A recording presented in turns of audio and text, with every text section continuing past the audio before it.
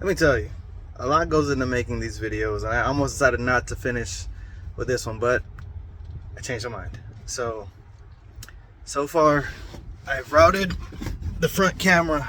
Let me get out of here. Hold on. I've routed the front camera right here, so it's looking pretty good. But anyways, I've routed it through here, all under here. There was a way through the left side or the passenger side of the vehicle, but I decided this way was easier. Oh, they're back. Hold on. This way was easier, so I went through the little hole down here.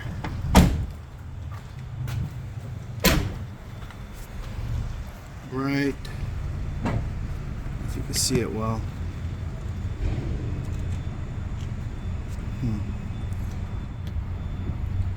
There's a hole right there. I made a hole in everything. Hold on. Maybe that'll help.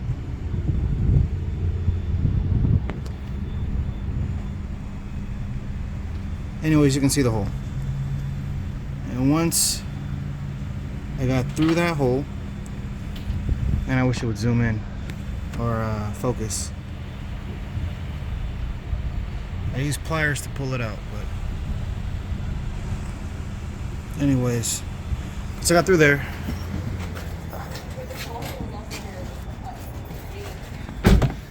Oh, you go ahead. Through here, you're able to pull that cable, and as you pull it out through there, you route it underneath all the black plastic. Use through here, all going underneath, under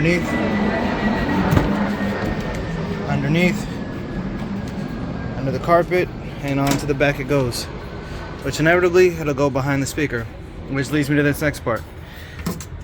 Buy some of these to pry. You'll have to undo a couple bolts, and then you have to undo these size 10s, and the speaker will slide forward. Once it slides forward, you'll be able to install the CVPM right there. The CVPM, or PCVM, whatever the acronym is this thing. I have the Overland. Mine didn't come with it, so if you did, it would be right there. You'll notice I installed these caps. They're part of the packing list or whatever the fuck. My bad. Whatever the part is, but it's right here. This is the part number, but there's going to be a whole list of it in the comments, details, whatever. You'll see it there. They pop right into place. There was 2 square holes there that kind of look like these. They popped right into place. And then from there, the screws, which are also part of the list, will allow it to bolt right in. And you'll notice these little plastic tap screw things to help it line up will line up right there perfectly, and it'll sit right in, and you'll be able to screw in through the hole. Alright, so finishing up the video. Where did I leave off? So I had connected the CVPM back there, and I was routing the cables.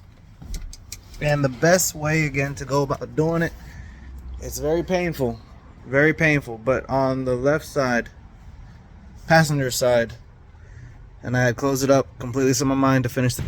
But you're gonna use anything really to get this off. Literally just pop a flat tip, even plastic trim remover tool, whatever. It'll pop out, all of that'll move. From the CVPM, you're gonna ground up. It comes with the ground. If you get the wiring harness from, forgot the guy, he's in the Gladiator forum. God knows his tread helped me. But if you go to the Gladiator forum and type in trail camera install, you're gonna see a thread that's got a picture of a red Gladiator grill with the CVPM. That one. But make sure you read the entire thread, because there was a lot of information in there that you will need. But anyways, buying the wiring harness, I got it from the Gladiator thread. There's a guy, and I think his name was John, don't quote me, 007, something like that.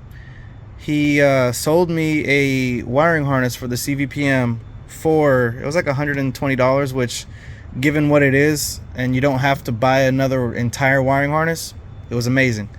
But anyways, connect the wiring harness to this. The CVPM will have the rear camera connected to the middle, and on the CVPM, I wish I would have recorded it, but it's got a it's color coded, and if you read them on the side, it says front, side, rear, right side, and then out. So the things only plug in one way. And like I showed you guys earlier, if you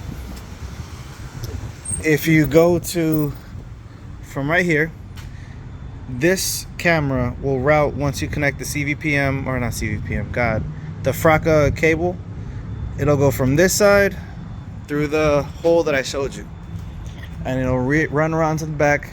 Like I said, my bad, I didn't even really want to make this, but I had to finish what I started. On this side, the cameras are gonna connect right here, right behind this plastic. There's a Fracca connectors that connected the screen to the rear camera and the front camera, or rear camera really, because I had the yeah. So once you run the cables from the CVPM, is gonna literally come and connect right here. A good part about the cables, once you order them, again, I highly recommend looking at that Gladiator forum for the parts. I'll see if I can copy and paste it and put them in the details, but whatever. It'll only go one way. There's only one way to connect it. The male to male, or the male to female, female to male.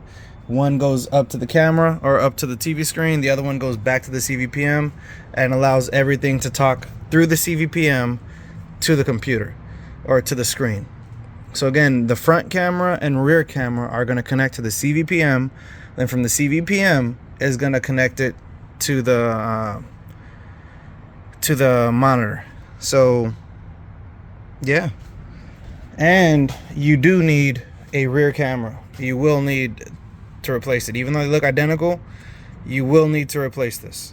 I tried to use the original camera. It gives me a blue screen of death. So as much as that sucks, yes. Another thing that you will need, security bypass. You will need this this tool. Just Google it. It'll pop up. You plug it into the, if you have a Taser Mini, you plug this into the same piece that the Taser Mini plugs into. And then, more icing on the cake, you will need an OBD link.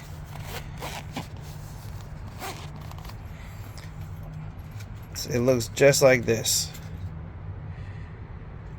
So if you don't have these two pieces to include the software purchased, because this will require Alpha OBD, and this one had a program too, but it comes with it. It's like $50 for this one, and then the program for this one's like $50 to $100. I don't remember, but you will need both of those, and this will have to be plugged in to the SGW, which is where the Taser Mini plugs into, the same spot underneath the dash, and this will connect to an OBD.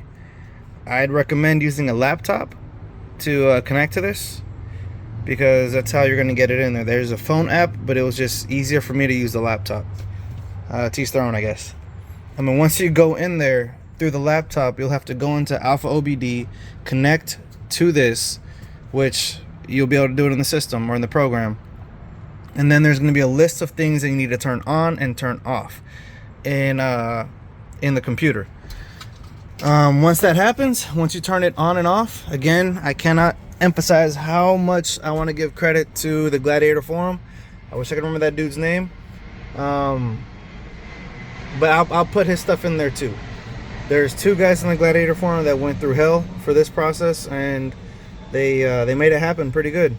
So after you enable the features and disable them and all that good stuff, your system is not going to work immediately. It's not going to pop up and be like, oh, there's a forward camera. Oh, let me it's not gonna show the forward camera immediately. You'll have to wait a whole day, and then the following morning, assuming you did it right, the forward camera will be there. So that's the forward camera. That's the backward camera. And yeah, that's essentially the program. That's a forward facing camera. And the best part, it shows a picture of the Gladiator. But yes, Alpha OBD, you will need that security bypass. So on top of the already parts that are in the thing, the cables, the camera, the hardware, all the stuff you have to buy from Jeep OEM already, which came close to $1,000, maybe a little bit over with taxes. You have to go and buy these two little contraptions to make sure that you can go into the computer and tell it, hey, it works. If you don't have those two things yet, your Uconnect will skip audio. It was really weird. Where the audio would come in for like a couple seconds and go out, and then come in, then it'd go out over and over and over. I thought I messed something up initially, but lo and behold, I didn't. But yeah, oh, last piece. So running the cables through the fuse, because you have to put it into the fuse tap, which I guess I'll show that too. Last one. There's a grommet. There's like a very thick rubber grommet. Let me set it on the light. Hold on. As you can see, that rubber grommet right there, that was a pain in the ass to go through. But you can see this cable right here. This is the wiring harness that I got from that 007, John 007 or something. It was like 120 something dollars, maybe more, I don't know. Parts are limited. But it goes right through that grommet, and that grommet will end up right behind the passenger side firewall, which will allow you to go into the fuse tap, which I will show you again. It looks god dang amazing. Hold on, I gotta put the camera down for a second.